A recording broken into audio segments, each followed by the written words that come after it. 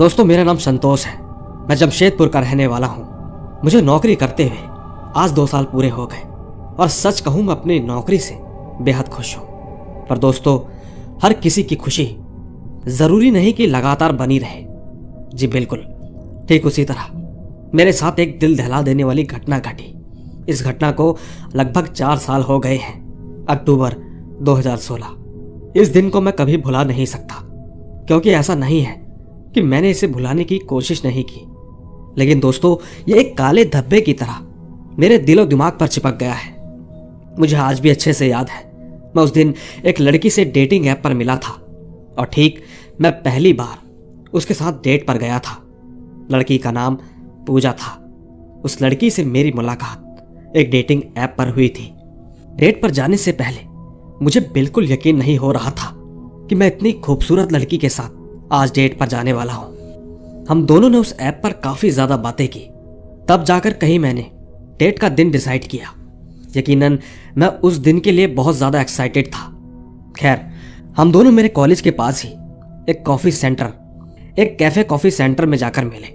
उसके सामने मैं थोड़ा नर्वस था, लेकिन मुझे उस लड़की के साथ लगातार बात करने से इतना तो पता चल गया कि लड़की थोड़ी शर्मीली है।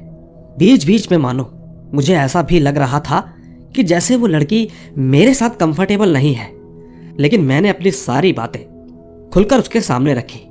जैसे मैं क्या करता हूं, मेरे घर में कौन कौन है, बस यही सब। मैं ठीक उससे ज्यादा घुलने की कोशिश कर रहा था। पर कुछ 1 घंटे बैठने के बाद उस लड़की ने मुझसे कहा, सुनो, मैं तुम्हें जो बताने वाली हूं उसे ध्यान से सुनना। एक पल के लिए तो मैं थोड़ा इस बात को लेकर एकदम एक्साइटेड हो गया कि आखिर ऐसी कौन सी बात है जो कि वो मुझे अब बताना चाहती है। पूजा ने मुझसे कहा कि तुम मुझे बहुत अच्छे लड़के लग रहे हो, तुम पर ट्रस्ट भी किया जा सकता है। मैं तुम्हें ऐसी बात बताने जा रही हूं जिसे सुनने के बाद शायद तुम यकीन ना करो, लेकिन ये बिल्कुल सच है। असल में मैं रांची से 3 दिन पहले ही आई हूं। मैंने यहाँ पर एक घर लिया है और जब से मैं उस घर में रह रही हूं तब से मैं 3 दिनों से सोई भी नहीं हूं। मुझे उस घर में रहने में बहुत कुछ अजीब सा लग रहा है। मैं तुम्हें बता नहीं सकती। ऐसा लगता है मानो जैसे मेरे घर में कोई और भी रहता हो, पर वो दिखता नहीं है। सच कहूं तो मुझे बहुत ज्यादा डर लगता है। खुद के ही घर में कैसे हैंडल करूं नहीं समझ में आ रहा। दोस्तों, मैं सारी बातें ध्यान से सुन रहा था। फिर मैंने कहा, हाँ तो इसमें मैं क्या कर सकता हूं। मेरा इतने कहते ही सामने से जवाब आया, नहीं, आज तुम मेरे साथ मेरे घर चलो। पूजा के ये कहते ही मैं मन ही मन बहुत ज्यादा खुश होने लगा। मुझे लगा कि शायद ये इसका तरीका है मुझे अपने साथ घर ले जाने का। मैंने कहा, हाँ बिल्कुल, क्यों नहीं, ठीक है, मैं साथ चलने को तैयार हूं। मुझे सामने से बड़ा ही निराशाजनक जवाब मिला। पूजा ने कहा, देखो, तुम मेरे साथ मेरे घर तो चल रहे हो, लेकिन वहां पर ऐसा कुछ नहीं है जैसा तुम्हारे मन में है। दोस्तों, उसकी इस बात को सुनकर पता नहीं क्यों पर मेरे मन में भी कुछ ना कुछ प्रश्न उठ रहे थे। उसकी आंखों में मुझे भी डर दिख रहा था। पर खैर, उसके घर में ऐसा कुछ है या नहीं, या वो मुझे सच में कुछ इरादे के लिए अपने घर ले जा रही है, वो तो मुझे उसके घर जाने के बाद ही पता चलेगा। रात के करीब 10 बजे हम दोनों उसके घर पर पहुंचे। वो घर 1 BHK फ्लैट था, जो कि 4थे माले पर था। उसके फ्लैट में सिर्फ एक बेडरूम और एक हॉल था। पर सही बताऊं, उसके घर के अंदर एंट्री करते ही मुझे भी कुछ अजीब सा लगने लगा। मुझे ऐसा लग रहा था कि जैसे मानो अंदर ही अंदर मेरी तबीयत खराब हो रही हो। मेरा मन अचानक से घबराने लगा। कुछ तो अजीब था। उसके घर से कुछ अजीब सी स्मेल आ रही थी, जैसे घर के किसी कोने में कोई लाश सड़ रही हो। खैर, हम दोनों उसके बेडरूम में पहुंचे और हमने रात भर बहुत सारी बातें की। उसकी बातों से लग गया था कि आज की रात हम दोनों के बीच ऐसा कुछ भी नहीं होने वाला। मैंने भी ज़्यादा कोशिश नहीं की। फिलहाल थोड़ी देर बाद वो बात करते करते सो गई, लेकिन मैं जागा रहा। उसके सोने के बाद भी मैं बैठकर मोबाइल चलाने लगा। बेडरूम का दरवाज़ा खुला हुआ था और बेडरूम के दरवाजे के साफ साफ आगे हॉल दिख रहा था। हॉल में सिर्फ एक छोटा सा टेबल रखा हुआ था। ज़्यादा कुछ सामान घर में नहीं था, शायद इसीलिए क्योंकि वो अकेले रहती थी। मैं पूरे घर को इधर से उधर देख रहा था, तभी मैंने हॉल के अंदर एक आदमी की बड़ी सी परछाई देखी। मैं एकदम चौंक उठा। मैंने सोचा कि मैं पूजा को जगाऊं और तुरंत उसे इस बारे में बताऊं, लेकिन मैंने ये भी सोचा कि छोड़ो, ये और ज्यादा डर जाएगी। लेकिन सच क्या है ये तो मुझे भी नहीं मालूम था। मैं धीरे से उठा। मैंने खुद उस हॉल में जाकर चेक करने की कोशिश की। मैं वहां पर गया तो हॉल की लाइट पहले से ही चालू थी। मुझे वहां पर चारों तरफ कुछ भी नहीं दिखा।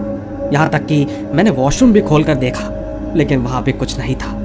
मैंने सोचा शायद ये मेरे मन का भ्रम है। मैंने ज्यादा ध्यान नहीं दिया।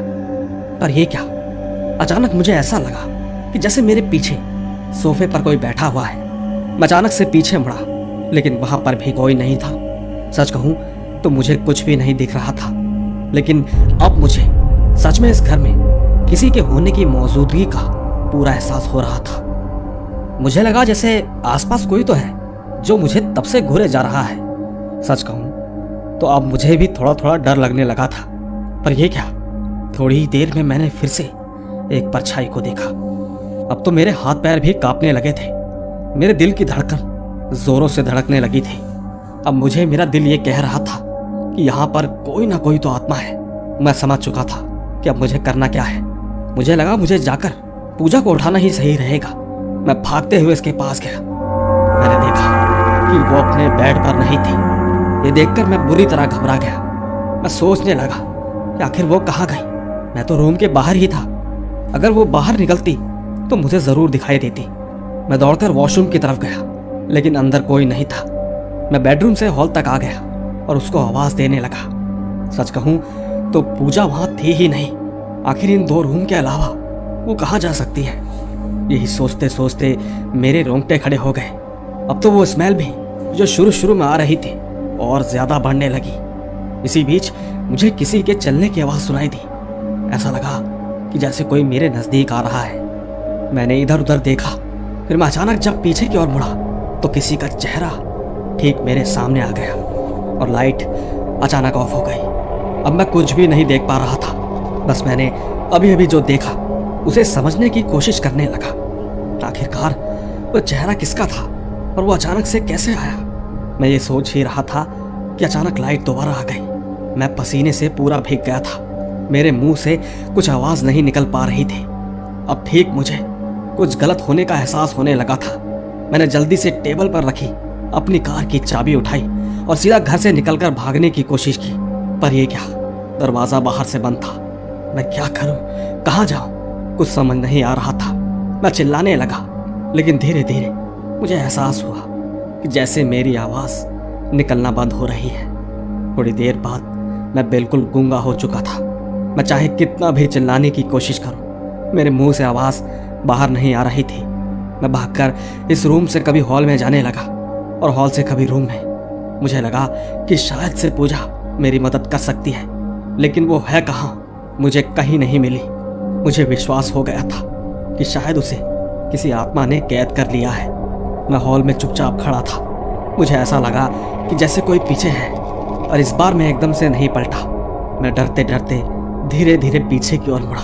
मैंने पाया कि पूजा मेरे सामने खड़ी थी और उसे किसी आत्मा ने कैद नहीं किया था, बल्कि वो खुद एक आत्मा थी। उसकी आंखें, जिसमें मुझे कुछ समय पहले प्यार का समुंदर नजर आ रहा था, अचानक से उसकी आंखों की पुतलियां गायब हो चुकी थी। उसकी आंखें पूरी तरह काले रंग की हो चुकी थी। उसे देखकर ऐसा लग रहा था कि जैसे किसी ने आंखों में काली स्याही डाल दी हो। मैंने डर के मारे चीखने की कोशिश की। मैंने तभी नोट किया कि मेरी आवाज वापस आ चुकी थी। मैं चीखता हुआ वहां से भागने की कोशिश करने लगा, पर यह क्या, मुझे अचानक से किसी ने अपने हाथों से जकड़ लिया। ये सब मैंने देखा तो मैं हैरान रह गया। इस घर में एक पूजा ही नहीं, बल्कि किसी और की भी रूह थी। उसने मुझे पीछे से पकड़ रखा था। मैं अपने आप को छुड़ाने की लगातार कोशिश करता रहा, लेकिन मैं जितना खुद को छुड़ाने की कोशिश करता, उतना ही मैं उसके पास जाता जा रहा था। अचानक मुझे ऐसा लगने लगा जैसे मैं जमीन के नीचे धंसता जा रहा हूँ। मैं जमीन पर गिर पड़ा और अपने हाथों से आसपास की चीजें पकड़ने लगा। वो चीजें भी मेरे साथ खींचती चली गई।